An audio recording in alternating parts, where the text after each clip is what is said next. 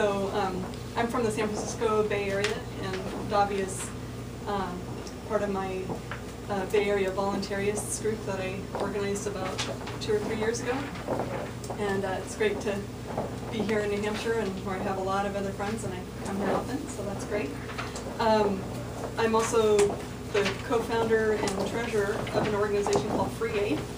And I'm talking today about setting up a nonprofit organization and some of the challenges we ran into, especially in the need for alternative banking systems, I'll put it that way.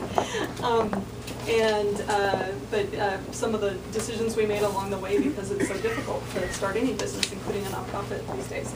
So I'll be using a lot of Free Aid examples, but before I get into the discussion about how to start a nonprofit, I'll talk a little bit about Free Aid. Free Aid was founded to facilitate networking among medically skilled liberty lovers, and also who want to conduct projects that show the value of mutual aid. And we love to do outreach at events that aren't quite so heavily anarchist and libertarian as Liberty Forum. We had a great time at Bardo Farm Fest, which wasn't 100% anarchist, and we opened a lot of eyes there, and that was really cool. So that's the direction we like to go in, to educate people about how it's possible to do things on a voluntary basis without the force of government, and any projects that are about that we like to support. We focus first on the medically skilled side, but in the future, you know, our mission statement's pretty broad, and there are reasons for that I'll get into later. But you know, if you have a project that you think highlights the value of mutual aid that you'd like to talk to us about, I'd be happy to hear it. So, and we have about, I guess, 20. We have over 20 people in our medically skilled Liberty Lover Network, and we've been, oh, Stephanie's here, she's one of them. Stephanie's one of my co-organizers of Free Aid. I'm glad she was able to join us. And so without further ado, I'll talk about starting a nonprofit. So the first thing when you're starting any organization or any project is to share your vision.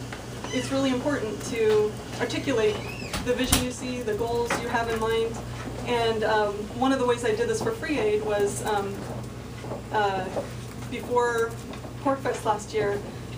It was quite a long ways before, not quite a year ahead of it, but in the fall of 2010, I wrote an article to share on the PorcFest blog that said, "Do you trust the state to save your life?"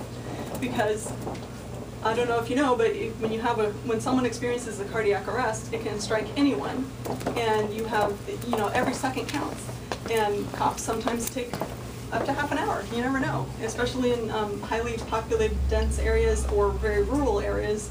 You could be looking at a really long time to having someone help you. And you know, I saw a graphic online very similar with a gun in the same way. If you have someone breaking into your house, you know, you might have to wait 30 minutes for a cop to show up. And so, and Jacob, one of our other volunteers, said that once the cop showed up on a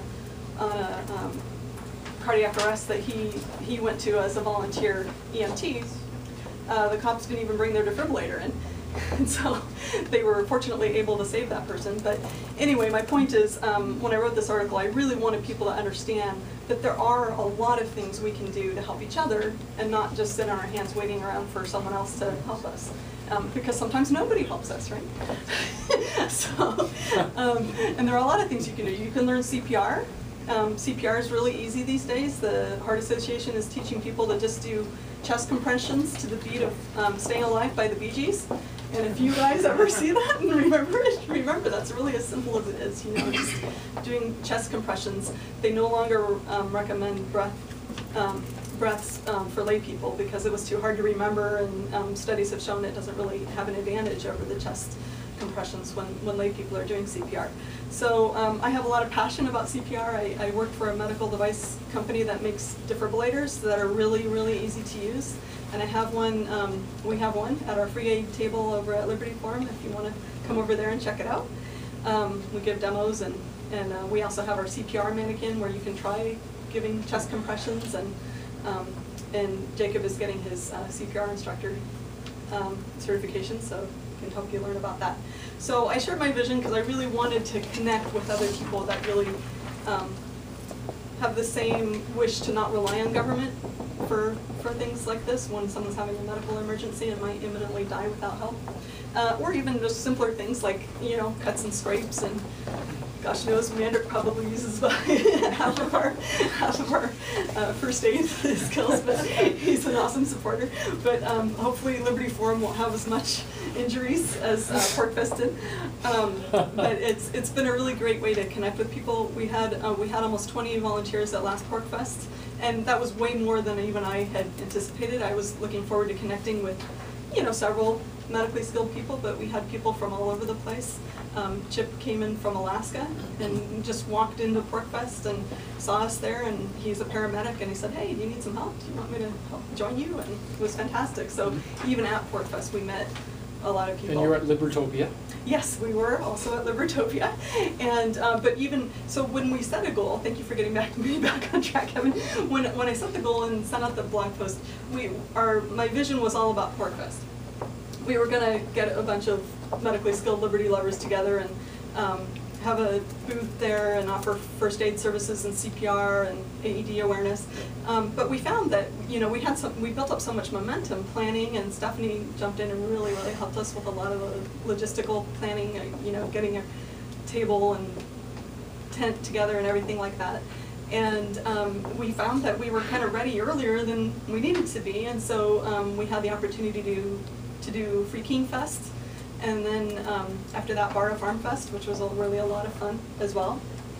And so then we just kept picking up momentum, so that was really good. So sharing your vision is important, and then that leads right into number 2, which is networking. You know, connect with a lot of people, talk about what you're doing, talk about your project, talk about your goal, share, you know, if you write, share blog posts, you know, write about it, set up Facebook pages, things like that. For the networking side, I also asked some people I knew that really are good at outreach, like Sovereign Curtis being one of them. He's always, you know, connected with so many people around, even, you know, from far away. I asked him to help me recruit for volunteers, anyone with medical skills or that wanted to join us, and even just to meet us. And so lots of people like that I just sort of networked with and got to know. And I also, like I said, connected with Stephanie, and then also Garland West, my other co-founder and partner. She lives in Charlotte, and she unfortunately can't be here today, but we have very complementary skills in this crew. And she did that event in North Carolina too. Yes, she did. Yeah, the L2 forum. Yeah. Or something, L2, Liberty yeah. 2. So, yeah, and she does all of our nice, beautiful graphics and really helps us stay motivated and engaged, and help found Free Aid by even interviewing me for the Happy Porcupine PorcFest newsletter, and which she also volunteers and does. And Stephanie does a lot of our press relations, media relations, and lots of logistics. Yes, absolutely. Logistics. Stephanie's located here in New Hampshire, and so most of the events we've been supporting so far have been here in New Hampshire, but not all, as Kevin keeps mentioning. And so it's been really tremendous to have such great support, and our whole organization is volunteers. I'm a volunteer, Garland's a volunteer, Stephanie's a volunteer, Mike Ruff, who I don't know where he is, but okay. And we have a lot of people that, and we're all 100% volunteer. So that's been really cool and inspiring. The third one is the one I really kind of want to spend some time talking about a little bit, because we had to decide whether to incorporate or not. And this was a very, very difficult decision. I just heard from Davi that, you know, the one thing in common across the Occupy movements was corporate personhood. So corporations are evil, you know, there's this theme going on. But I want to tell you, it was a difficult decision, and I think we can jump ahead to part 2 about the pros and cons of incorporating. So the problem I faced there is that we're an organization of medically skilled Liberty lovers from all over the place. We've supported events in